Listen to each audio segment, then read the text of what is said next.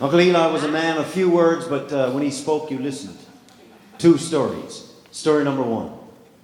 In 1958, the government of Newfoundland, I'm told,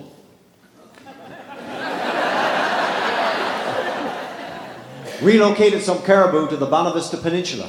Now, apparently there used to be thousands of caribou down there, but due to excessive poaching, every last one of them ended up in a bake pot and a pool of gravy. Extinction. No caribou. Thus, prime animals brought down. So anyhow, when the animals were being released by the government fellas, the Wildlife Department or whoever, a bunch of local men showed up to have a look at the operation. And I can imagine what they were thinking. Here was the government delivering prime beef on the hoof.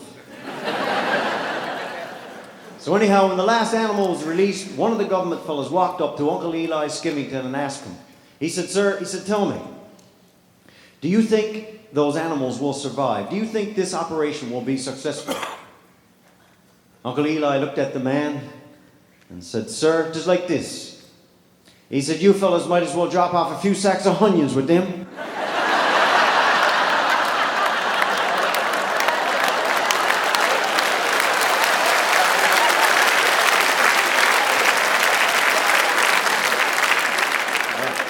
Story number 2.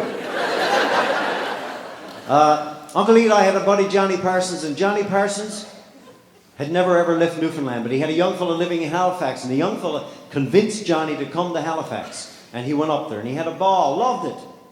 Loved Halifax. I don't know why, but loved Halifax. Anyhow, at the end of the week, he died.